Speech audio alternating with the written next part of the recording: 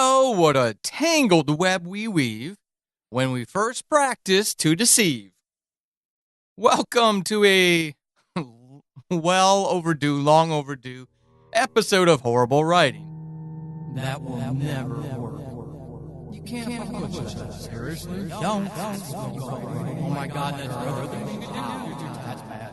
You probably should find other hobbies. You ever learn how to spell?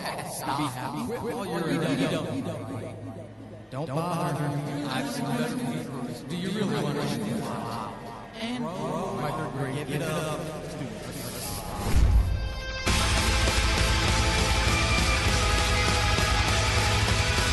Welcome to Horrible Writing, the rawest, most candid, in-your-face writing show on the interwebs because none of us have time to suck. Let's do this.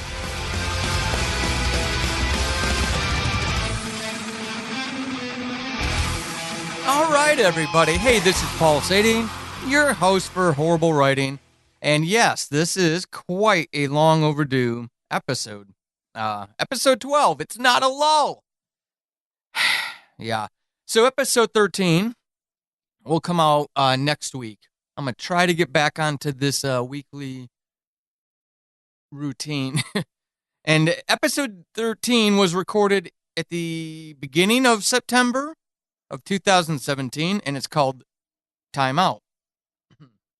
Because at that point, I had taken 2 weeks off from the show to go camping and write, and wanted to explain my absence. Well, that's still not out yet. And I do explain my August absence in that episode for you. Oh, God. Hey, what are you going to do? Life happens, right? If you're still listening to this, if you have not gone away, great. I appreciate your faithfulness, if you will.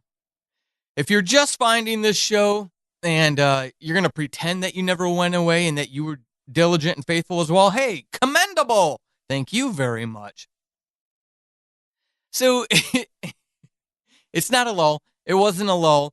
You haven't heard from me in forevs, and trust me, I was busy. It's not that I was screwing off. I wasn't being negligent in my writing or any of that garbage. I was actually working way too hard on things. In hindsight, I shouldn't necessarily be dedicating as much time to. And I'm still doing that. And it's the 9th of October. It's the 10th of October. And I'm still doing that. I'm still untangling myself from things that have taken my creative energy, my creative time away. And I have gotten to a place where I realize that is not the way I want to operate anymore. It's not helping me get closer to being published. It's not helping me understand the self-publishing industry. It's not helping me research. It's not helping me understand how to format and when to do book cover art and just all that stuff. So it's really not helping me. And my writing's suffering a lot. So the past, however many weeks now, since I've sat down and I've recorded and bothered to edit this and get these things out, because I'll never, I shouldn't say never. I may deliberately publish unedited episodes of something someday, but there will be a reason for it. That's just not professional. So in Paul's opinion, it's not professional. So anyways, I'm, I just haven't had the time because I've been doing those other things, and I'm slowly moving away. And they're creative things, and they're wonderful, and they're fun, but they're not going to get me published. And you all know that this is a journey. This podcast is a journey towards being published. That's the aim. That's the goal. And I have to cut those things out. I share that with you for anybody who actually listens to this for any reason other than just listening to me babble for a couple minutes at a time. And to urge you, earlier rather than later, to protect that time and to always stay focused and maybe have a few mental gatekeepers or actual human beings who are gatekeepers to try to help you keep that sorted. I should have done a much better job than I did at protecting myself from things. What I did and what I'm slowly weaning myself from was a bigger picture ticket. It was something that was hopefully going to establish me more in a creative area, which would in turn help me grow my brand and my audience base. And then when these books were ready, I'd be able to leverage that. That was the thinking. The problem was, or the problem is, that the upfront cost never evened out.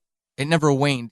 Sometimes you'll ramp up something and you'll plateau at a certain point because you just can't keep on that upward trajectory. Not like business wise, not like opening a store or a restaurant or your own financial investment firm, whatever. I'm talking about, this interesting mix of things, entrepreneurial things with creative elements like we do, like us creatives do, us writers do.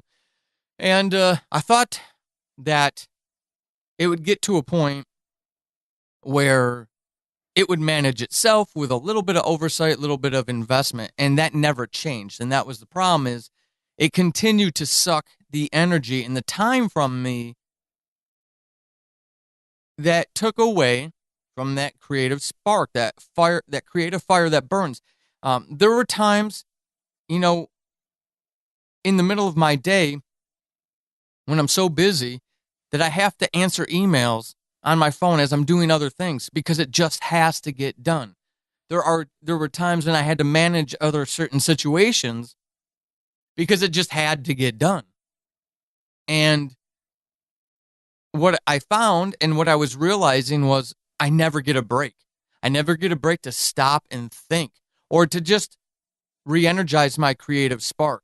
And it wore me down. My patrons, my absolute wonderful patrons, who are the reason why I'm allowed to try to build my platform, because they support me. And they, I'm not making any money, but I'm not at a loss anymore because of these wonderful people who give me a few bucks every single month and encourage me on. Even they, unfortunately, have had to suffer through it. And it's sad. I don't like it. But it's a reality that my products to them were coming later, and I don't feel they were the quality that they were a few months ago. And that's not ever what I want to create for people. It's got to be quality. And I realized where I was investing most of my energy was not being reciprocated. It's in things that I will not get anything back out of now in a time when I do need it.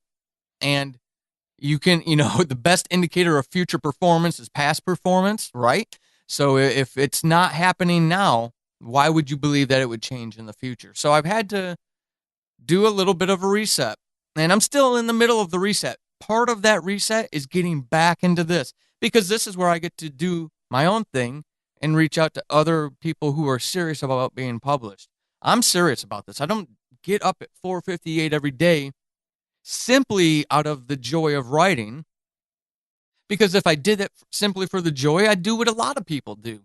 I would write when I felt like it, write when it struck me, write when I was inspired, and I would probably miss a lot of days and then miss more days than not.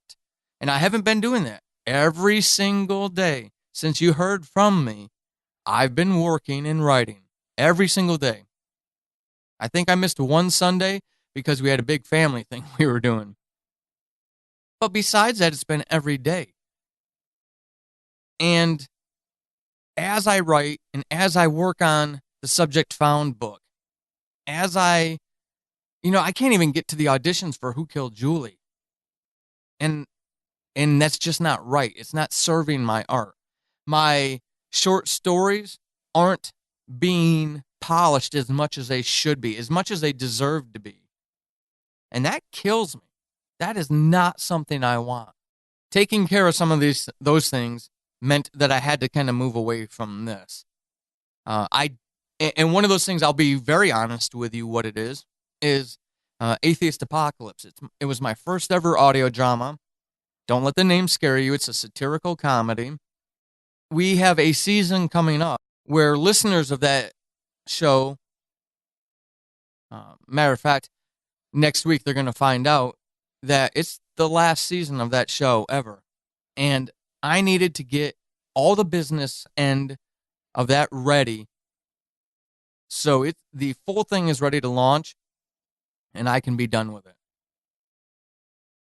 And I'm still trying to work on those things a little bit, but I'm like at the 95th percentile now.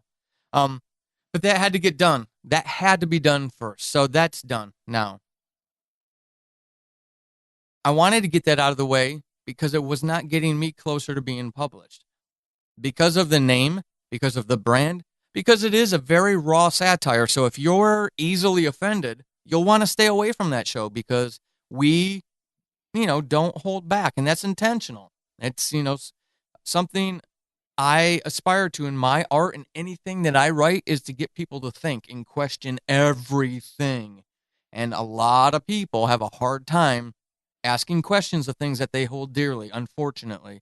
And I'm not just talking about religion, since you know that it has the word atheist in there. Politics, social issues, everything, right? Anybody who watches the news is pretty comfortable, more likely than not, I imagine, in understanding that as a society, we're getting dumber with each day. We're just not thinking anymore. We're stovepiping ourselves, and we're further distancing ourselves from people we disagree with, and more problems arise because we are breaking and burning bridges between other human beings. It's a sad thing to see, but that doesn't change the fact that that's what actually is happening. So that show is never going to be commercially successful. It was never going to be commercially successful from the beginning because we didn't know what we were doing when we started it.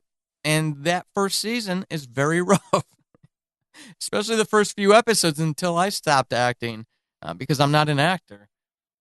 So, yeah, anyways, so that had to get done. Had to. Then in the meantime, I've been trying to split my attention between the Subject Found book, the Scales, my more young adult horror that I've now revectored, and then all of my short stories for my patrons. All of that stuff going on while I'm getting Atheist Apocalypse packaged, while Diary of a Madman, the audio is getting edited and produced, and that's a big thing to do. While I'm trying to get the auditions for Who Killed Julie going. It's great to have a whole bunch of different things because it keeps me fresh and it helps people find my other stuff.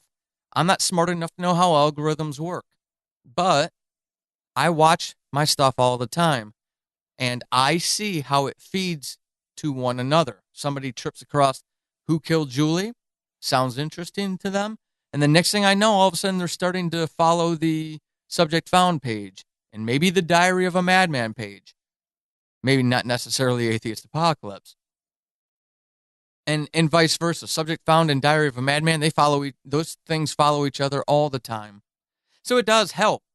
And it was a deliberate, strategic move on my part to build a brand and expose myself to as many people as possible. But at the same time, I probably, in hindsight, should have pulled back, done a project management calendar for at least a year, and done a better job of plotting this out. I didn't, and you know why I didn't? Because I was writing, because I was creating, because that's what I want to do. And there's a lot of things that have gotten in the way of me writing. I would come to you today in a much worse mood and much more depressed mood if I hadn't just written a short story that I really like called The Machine. It will come out to my patrons in November. Or December. I haven't made up my mind because I've got another story as well that I can do. But with that one, It was a 3,000 word short that I wrote in one morning before work, and it just struck me that the evening before, I just had an idea come to me, or the idea, because it was already germinating, right? So the idea came to me clearly. I knew what the story was going to be. I was in the bath, actually, relaxing. Finally, gee, imagine that, relaxing so you can think. Crazy, huh? So relaxing, and then it just hit me. It just popped into my head what it needed to be. I emailed it to myself so I didn't forget.